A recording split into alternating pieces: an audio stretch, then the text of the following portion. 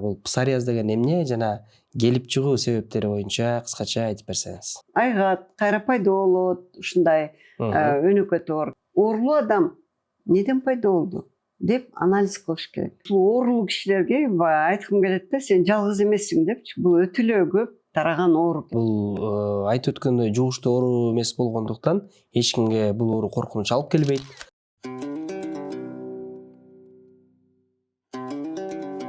Саламатсыздарбы урматтуу биздин биринчи байлык ден соолук подкастынын көрүүчүлөрү.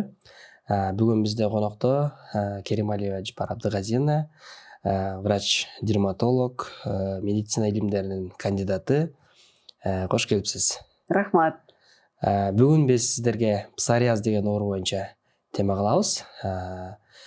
Псориаз бул кеңири жайылган оору болот. Бул псориаз деген эмне жана келип чыгуу себептери боюнча кыскача айтып берсеңиз. Рахмат. Биз буга чейин да ушул теманы козгогонбуз, анан суроолор өтө эле көп болуптур. Кечээ даярданууда ошол суроолорду бир сыйра карап чыктым да.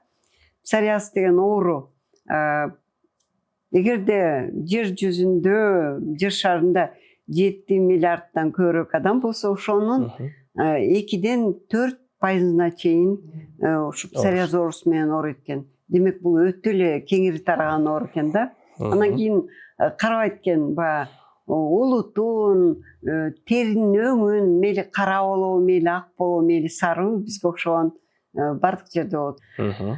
Демек, ушул оорулуу кишилерге айткым келет да, сен жалгыз эмессиң депчи. Бул өтө эле көп тараган оору экен. Анан эмне деген оору? Эмнеге бул ушунчалык кеңири жайылган да? Аутоиммундук оору деп айтылат. Деги эле медицинада көптөгөн белгисиз эмнеден келип чыккан оорулардын баары эле ушул аутоиммундук ооруларга баарын жыйыла берет эмеспи? Бирок чынында эле аутоиммундук деген эмнени түшүндүрөт? Иммундук системанын бузулушунан келип чыгат экен да. Иммундук система кайсы убакта бузулат? Бул эми көп шарттары болот экен. Өнөкөт оору көпкө чейин созулат экен, жылдар болуп, айгат кайра пайда болот, ушундай өнөкөт оору экен. Тери оорусу. Теринин сезгеничи десем болот. Авиценна клиникалар тармагы 2000-жылдан бери ден соолугуңуздарга кам көрүп келебиз. Биз бардык медициналык тармактарды алдын алуудан баштап заманбап хирургия чейин бир жерге топтодук. Бишкектин 5 филиалында сизди заманбап жабдыктар күтөт. Компьютердик томография, рентген, гастроскопия, колоноскопия, УЗИ жана ЭКГ. 100дөн ашык жогорку квалификациялуу дарыгерлер сиздин ден соолугуңузга кам көрүүгө даяр. Авиценна клиникалар тармагы ар күнү сиздин жашооңузду жакшыртууга аракет кылабыз. Биринчи байлык ден соолук. Бул псориаз оорусунда дагы көбү жугуштуу оору деген суроолор да көп кездешет да. Ушул суроого жооп берип койсоңуз. Жакшы суроо. Бул ойлойм, азыр ар бир жаран билиш керек. Биздин негизги ушу подкастка мен ушул псориаз жөнүндө айтып берүүнүн себеби да ушул да.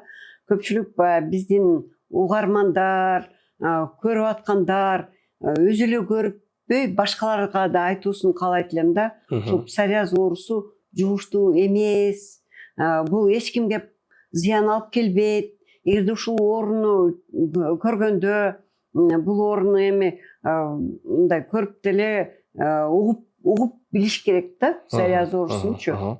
Эч кандай жугуштуу эмес. Адамга жукпайт, Жукпайт. Анан кийин ошондо тиги кишини сенин кандай ооруң бар, бул эмне болгон оору, жугуштуу деп эч качан мындай суроолорду бербегенге, аларды кемсинтпегенге чакырат элем. Эң туура айтасыз. Бул тукумдан тукумга өтөбү? Бул тукум куучулук оору деп саналабы? Анда биз ошо себептерине токтойлу, сиз айткандай. Ооба, албетте ошо тукум куучулук бир фактор болот экен бул жерде. Бул негизги бир хромосомада болот экен. Бирок мына ошол оорулуу баланын же кыздын деп коелу, атасы же энеси ушул псориаз менен ооруса, бала оорушу мүмкүн экен. Бирок атасыныкы баласына же апасыныкы баласына берилбеши да мүмкүн. Бирок ошол эле ата энесинин бир баягы мындай ачык айтканда жети атасынан бери келаткан бир тукумда болушу мүмкүн дагы. Ал эми илимде далилденген да медицинада, анткени жакын туугандарында болот, аталаш, энелеш баягы туугандарында кездеши мүмкүн аутоиммундук оору. Иммундук деп ошол себептери тукумунда турат, бирок баягы кайсы учурда ал пайда болот?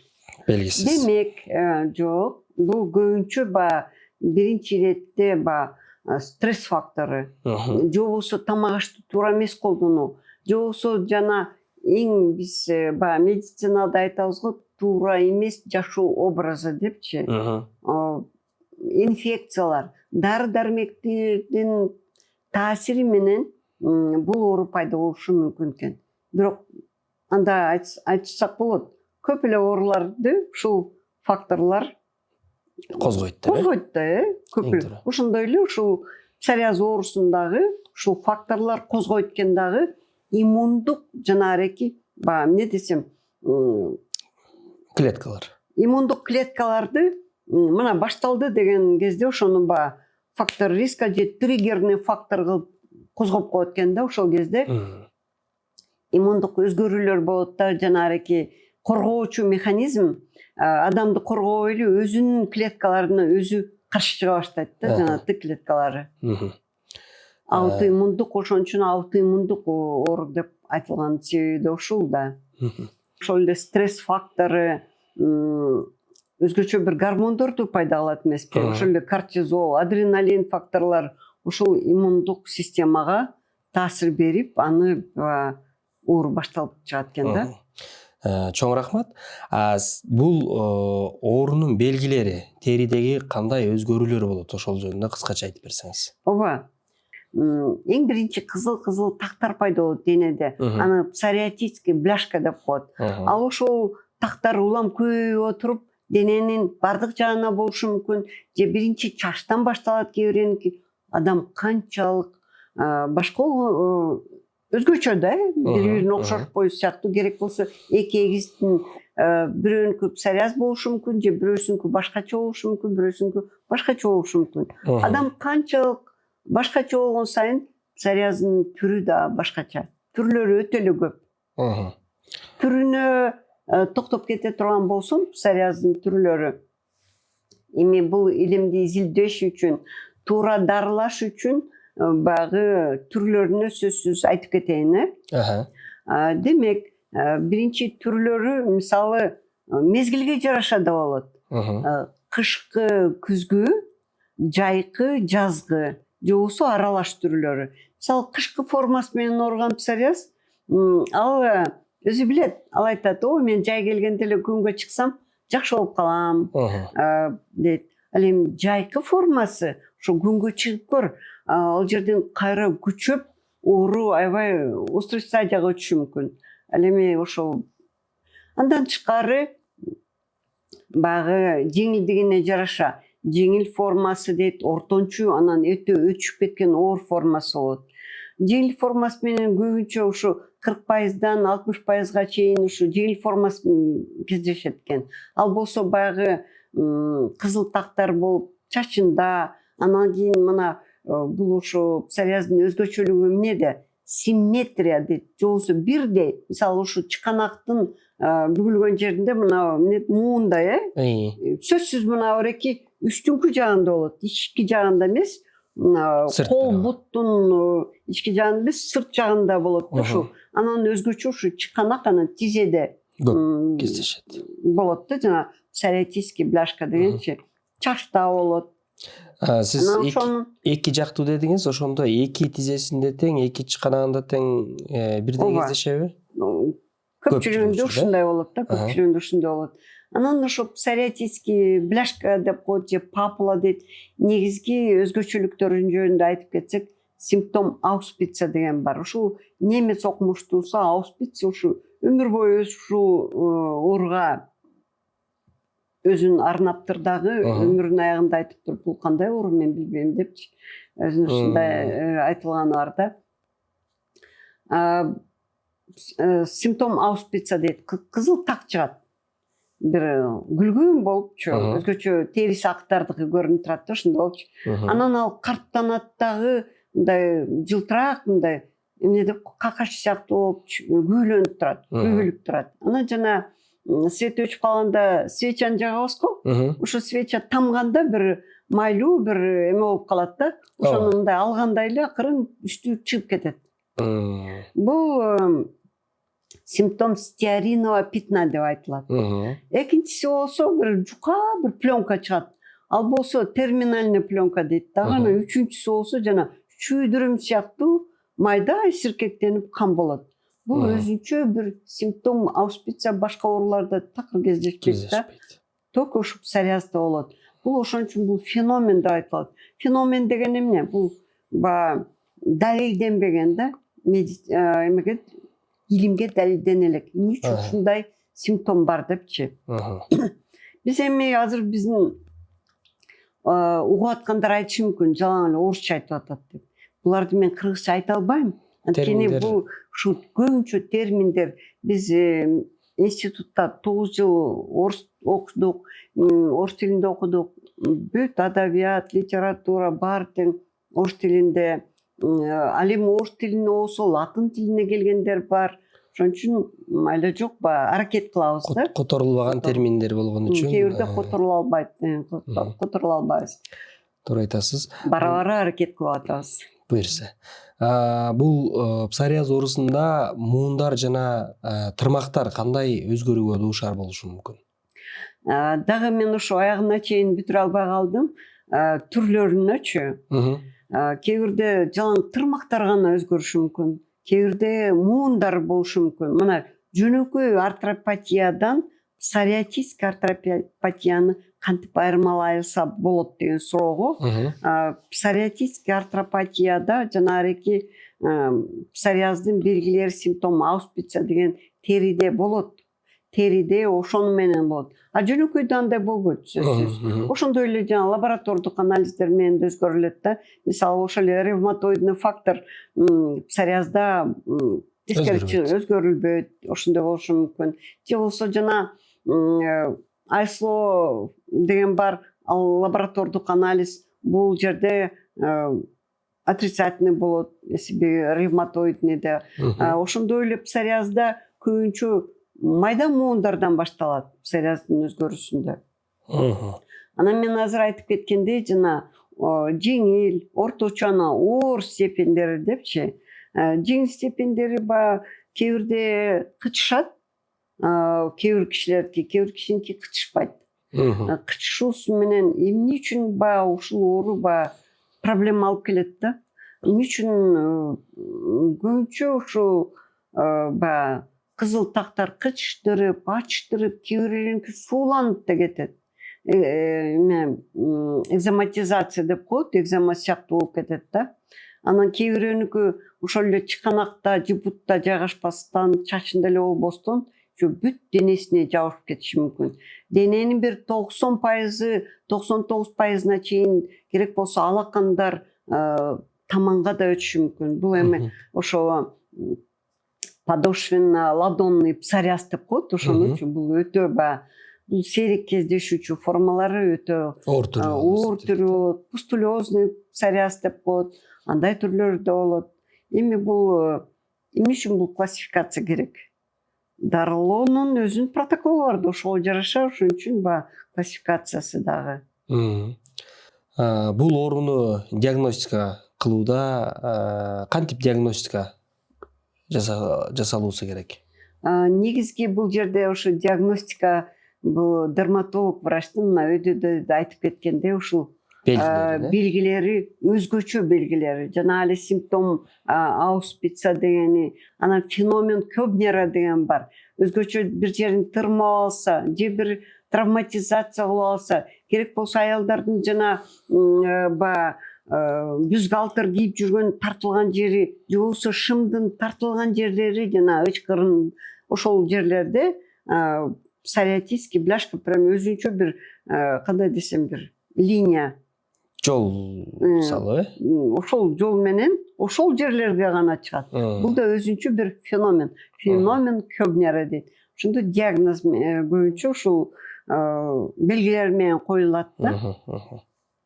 Анан эң биринчи чачтан көбүнкү башталат. Чачтан башталганда көбү биринчи эле диагноз баягы какач себоррея деп коюлат. Анан кийин чачтан башталгандан кийин көпкө чейин чачта болушу мүмкүн. Чыканактарга өтүп, ушул кезде эми диагноз коюу оңоюраак болуп калат. Албетте лаборатордук диагнозда өзгөчөлүктөр болбойт бул жерде. Эң негизгиси ушул дарыгердин жардамы менен коюла турган диагноз, кыскача айтсак, диагноз. Анан кечирим сурайм, ушул ооруда эң негизгиси айтып кете турган бул көйгөй, бул оорунун баягы эмнеси менен баягы адамга көйгөйдү алып келет. Эгерде ушундай өтө деле кычышпаса, өтө деле нетпесе, бул негизги баягы кызыл тактар, теринин сулуу болбошу ушул көйгөй болот да көбүнчөчү. Анан дагы ушул кычышканы. Бирок мисалы ошол эле гипертензия, артериальный гипертензия, сахарный диабет деген оорулар бар, ал ооруларда адам баягы жашырбайт го. Керек болсо давлением бар деп, медалым бар сыяктуу айтышат, ал эми псориазым бар деп көбү айтпайт. Бул өзүнчө бир коомдуу бир ушул ооруга карата бир стигма да. Ушул стигма деген эми баягы уялуу деген сөзбү? Ушуну которсок болобу стигманы? Ооба.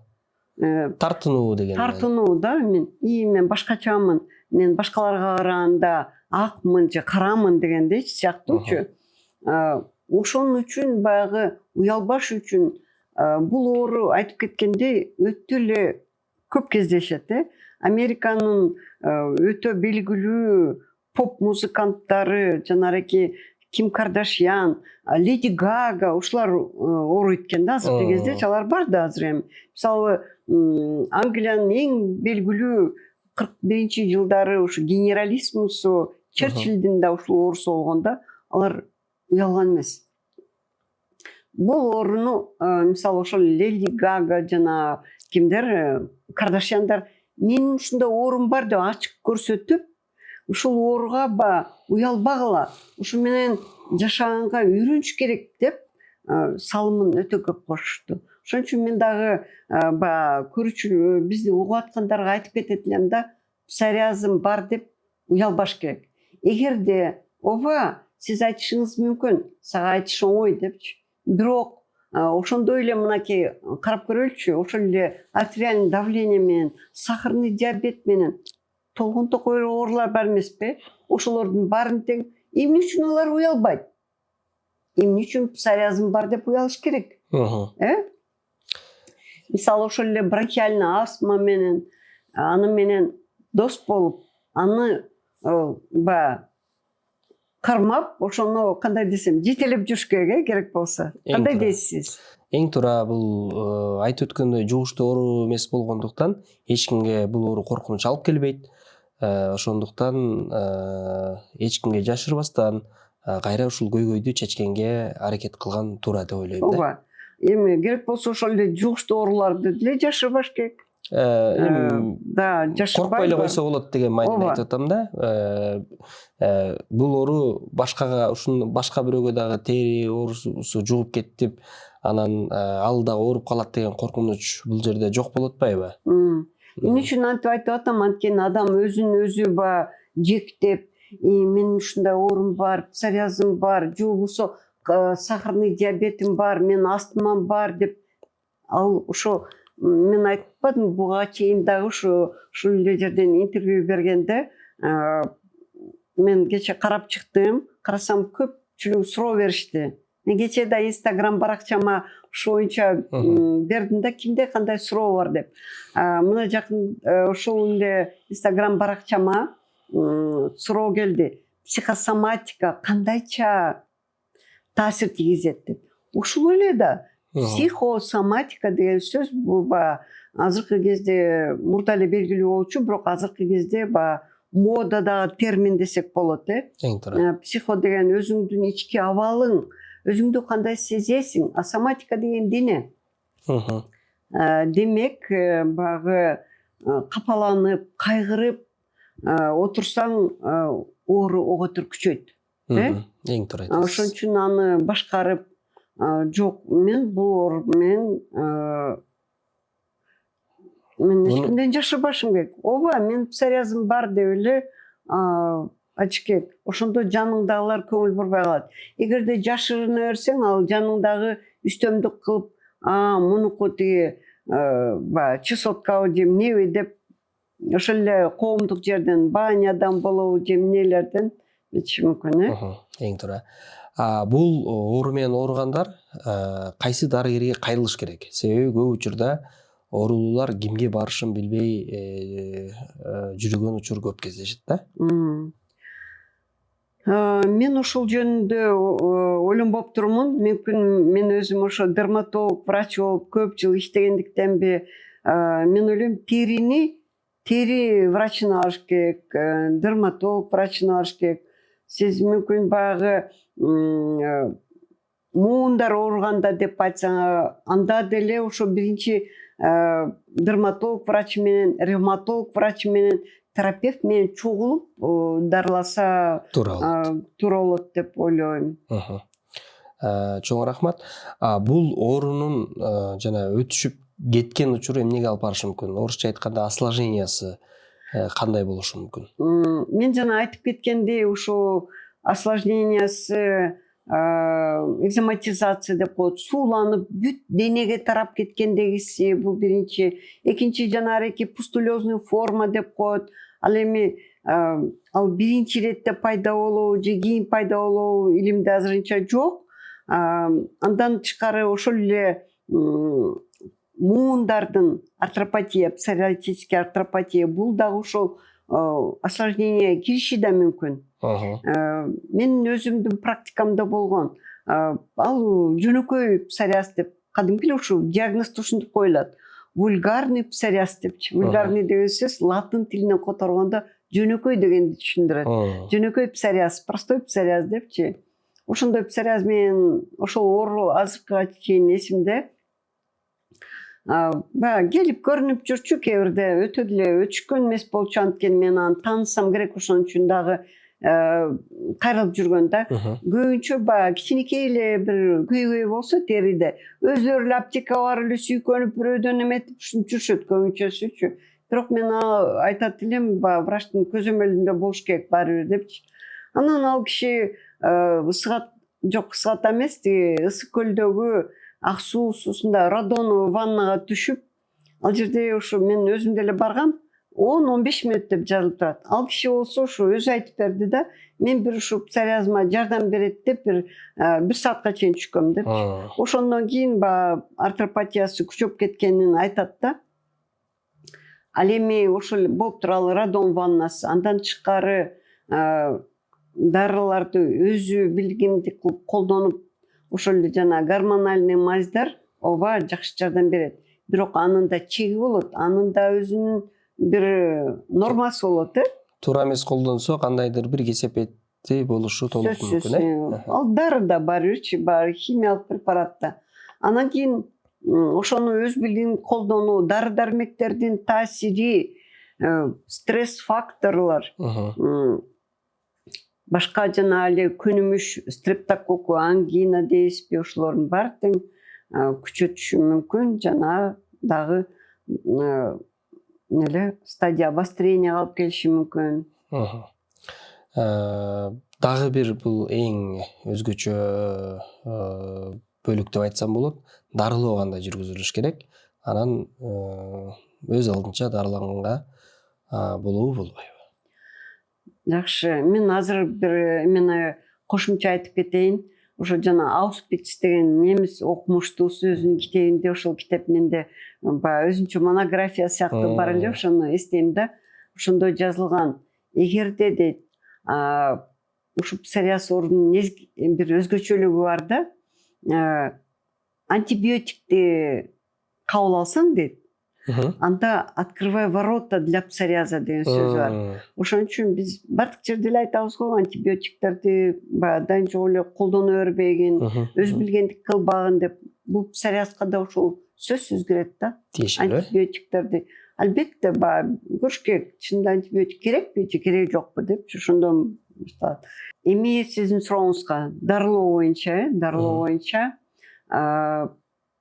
бул жана классификациясына жараша, оорунун түрүнө жараша, ооругуна жараша болот. Эгерде кичинекей эле бир острый стадиясына жараша болот, аябай өткүр, анан ремиссия стадиясына жараша болот. Биринчи эле кичинекей баягы жаңы чыккан кичинекей жерде кичинекей кабатыр кылбаса, ал жана туура жашоо образы, туура тамактануу өтө бул жерде маанилүү. Керек болсо ушу туура тамактануудан баштаса болот эң биринчи иретте. Бул мен ойлойм баардык ооруларда ушундай, туура тамактануу, кыймыл, спорт. Көбү айтат, ой, ушу спорт, диетадан башка бир нерсе барбы деп. Барбы? Бир мазь барбы? Бир дары барбы, таблетка? Мен ойлойм, мен как врач катары өзүм да айтам да ушу эң биринчи ирет эле ушундан эле башташ керек депчи. Эң туура бул биринчи оорунун себептери ушулар болуп атпайбы? Туура эмес тамактануу, кыймылдын жоктугу. Анан ушу туура тамактанууга азыркы кезде эми болуптур. Мурдакылар айтышы мүмкүн, мен макул эмесмин депчи. Бирок азыркы кез ошол эле жана биз жеп аткан нанды кандайча түрдө өндүрүлөт, кандайча түрдө өсөт. Аны азыр кандайдыр бир химиялык заттардын баары менен удобрениядан баштап, жана курт кумурскаларга чачкан дарыдан баштап ошонун зыяны келет. Анан ошон үчүн жана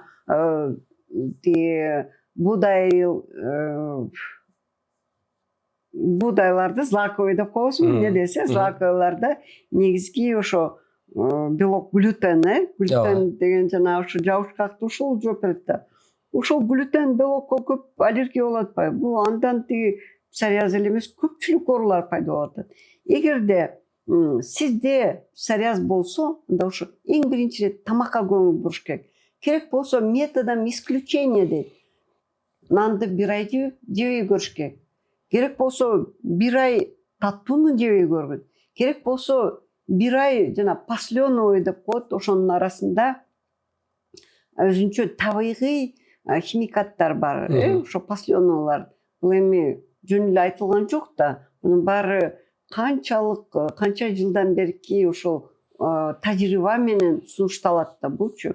Ошо посленовыйларды тамактан чыгарыш керек. Албетте андан тышкары биринчи иретте жана острый стадиясында эгерде кичинекей эле эме болсо, анда ошол эле гормоналдык мазьдар 2%тен 5%ке чейин ал дагы акыбалына жараша салицилый кычкылы же салицилый кислота мази креми, ошондой эле жанагы дёготь, солидол, ошолордун баары тең биринчи эмеде жеңил этапта жардам берет. Эми ар кимдики ар кандай деп дагы жолу айтып кетем. Менин эсимде менин курсташымдын жолдошу ушу псориаз болот. Анан ал айтат, ой, мен билем дейт кантип дарылаганды. Ал өзү да билет дейт.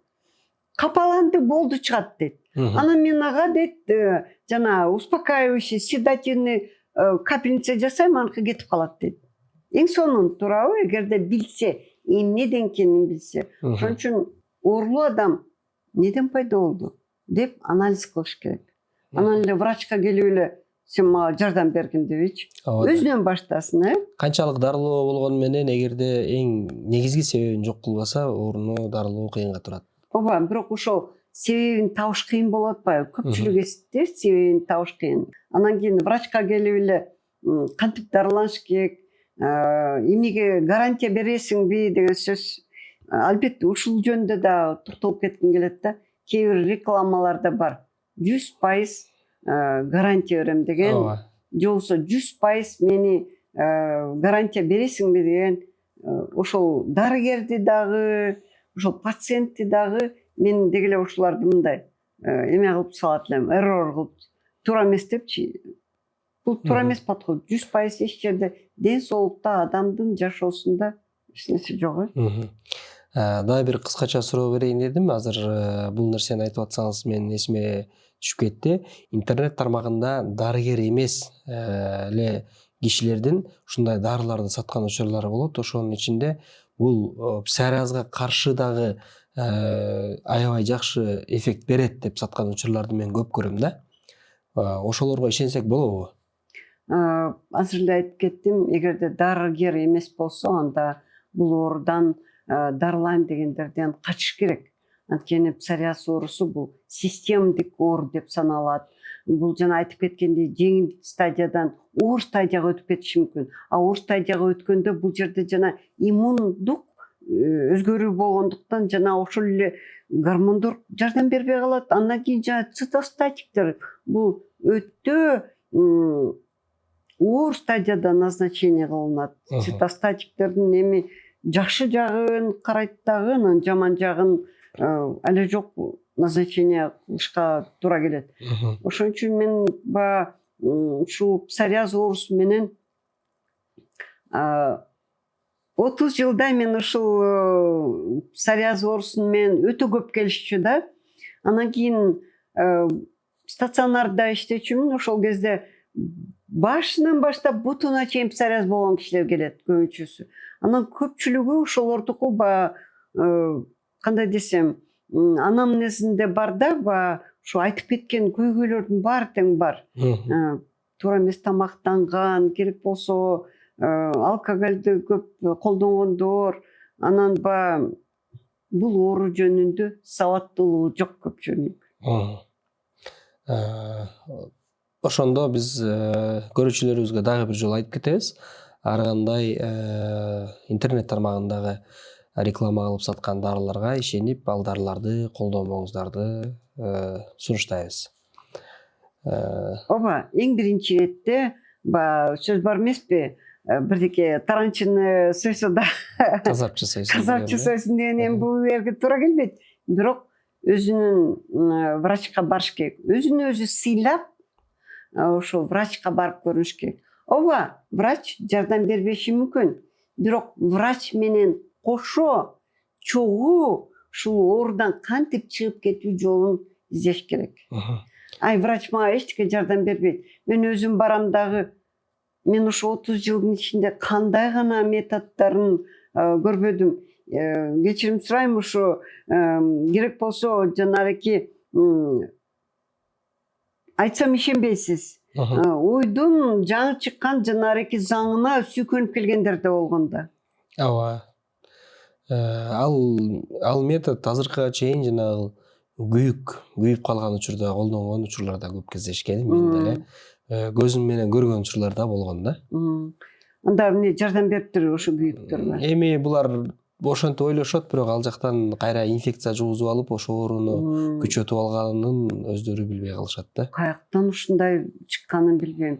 Бирок ошол эле оорулар кайра келип ушундай күчөп кеткен кезде келди да. Дагы бир айтып кете турганым, бул оору кимдерде кездешет деп сурасаңыз болот. Мынакей 2 жаштан баштап, 1 жаштан баштап карыганга чейин чыга берет. Биринчи ушул оорунун белгиси канча эрте башталса оору, ошончолук оор өтүшөт. Ушул бир белгиси бар да. Анан эң кичинекейинен баштап негедир ушу кыз балдар ооруйт. Аял кишилерге көбүрөөк. Аял кишилер, кыз балдар ооруйт дагы. Ал эми улуу болгондо 50-40 жаштан баштап эркек кишилер биринчи башталат. Ушундай бир өзгөчөлүктөр бар да ушул оорунучу. Анан дагы бир жолу ушу айтып кетким келет, бул ооруну жашырбай, өзүң менен өзүң сүйлөшүп, ооба, менде ушундай оору бар экен. Ушуга окшогон оорулар көп. Ошол эле сахарный диабет азыр айтып кеткенде, жана артериальный гипертензия, дагы кайсы оорулар, ревматизм, андан да көп көйгөйлөр бар. Алар менен деле жашап жүрбөйбү? Мен ушул ооруну жеңе алам деген адам жеңе алат. Анан кээ бирлериники мисалы тез эле обострение болуп турат. Аны да байкаш керек. Эмнеден обострение болуп атат? Ошон үчүн врачка барып, кээ бир врачтар айтат, ой мунун анализдин кереги жок берип депчи. Мен ошо интернеттен да ушу даярданып атканда белгилүү эле бир докторлор айтып атат да, анализдин кереги жок деп. Сөзсүз керек. Бир жылда бир жолу текшерип туруш керек. А мүмкүн баягы инфекциядан болуп атат. ооба ошол псориаз оорусу бирок инфекция ошону Козгоп атат. күчөтүп атат да, ошондон болушу мүмкүн.